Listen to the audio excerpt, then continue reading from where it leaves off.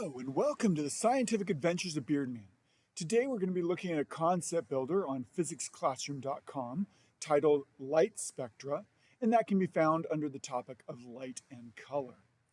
So you can see I have linked up here in the top right hand corner a video that I made in the past that has a more expansive explanation and more in-depth explanation of light in terms of what it is and some of the colors. So take a look at that if you need more foundation here. So some highlights from that: light is an electromagnetic wave. It's got electric and magnetic fields that are alternating.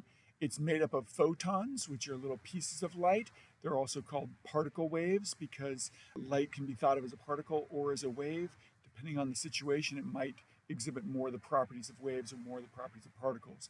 That has to do with the way we understand photons. The other two things from that video that you will need to know is the video tells you a lot about this equation, speed equals frequency times wavelength, but you just need to know that the wavelength is inversely proportional to the frequency. As wavelength gets bigger, frequency gets smaller. And then in terms of the photons, their energy you can determine by their frequency, and those two are directly proportional. While the other video explains this in detail, we just need this proportionality. The frequency is directly proportional to energy. So if we look at the electromagnetic spectrum that usually people think of as going from radio waves to microwaves to infrared to visible to ultraviolet X-rays and gamma rays, we can see how the wavelength, the frequency, and the energy change as we move through the electromagnetic spectrum.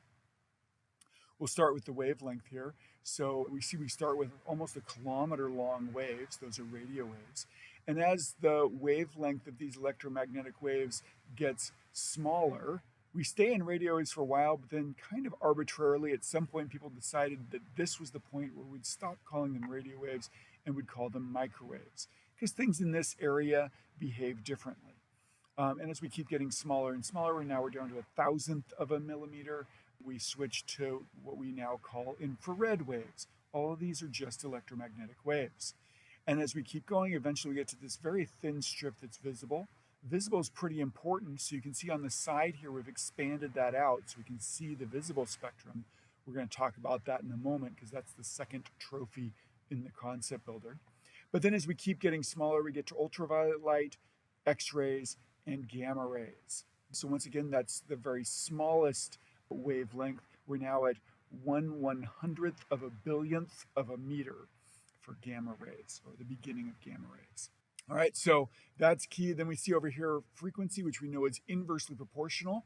So we start off with our smallest frequencies and grow to our very largest frequencies, around 30 pentillion hertz, or it's the electric fields and magnetic fields are vibrating 30 pentillion times each second. So it's a very large frequency. And then we know energy is directly proportional to frequency. And so we start with our smallest frequencies in the billionth of an electron volt range. Electron volts are a size of energy that's realistic for a photon. Joules would be much too big. So we name them in terms of electron volts. And we see that that grows to millionths, thousandths, to single electron volts somewhere around here. The visible light's here. And then we get to 10 electron volts somewhere around here. And then we grow to 1,000 electron volts and 100,000 by here.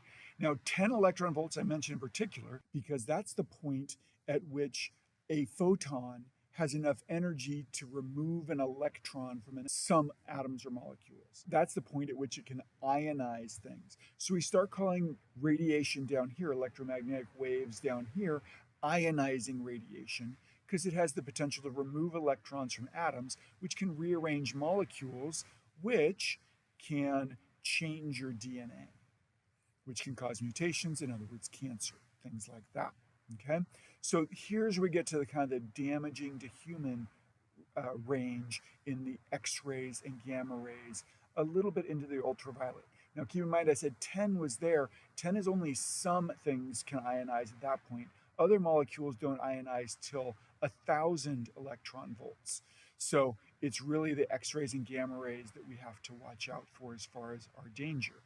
That's why X-ray technicians always go behind a shield so they don't get too many X-rays. All right, more about that in the video that I linked previously. So now let's get to the concept builder trophies. The first trophy just has you go through the different parts of the electromagnetic spectrum and say which ones have a longer wavelength, bigger frequency, or more energy per photon. Radio waves would have the largest wavelength, the smallest frequency, and the smallest energy, and gamma rays would have the most. Questions will be something like, what has more energy than infrared? Well, energy gets bigger as we go down, so more energy than infrared would be visible, ultraviolet, X-rays, and gamma rays. What has a longer wavelength than X-rays? Well, longer wavelengths are at the top, so longer than X-rays would be ultraviolet, visible, infrared, microwaves, and radio waves. So just use the chart and the order of these, and you can answer those questions. The second and only other trophy has you do the same thing for visible light. Once again, we got our longest wavelengths at the top. So if it asks you what's a longer wavelength than green, you would say yellow, orange, and red. If you don't know the order of these, red, orange, yellow spells the word Roy, red, orange, yellow. G is like the middle name of this fictitious person, Roy G. Biv. Biv is blue, indigo, and violet, which are the final three colors in our spectrum. So again, if something says which photons have less energy than blue photons, you would say green, yellow, orange, and red, because those are higher on the spectrum here on our chart, and the higher ones have less energy. All right, enjoy puzzling through that concept builder, light spectra, and we'll catch you the next time on the scientific adventures of Beardman. Keep exploring and keep those beards bushy.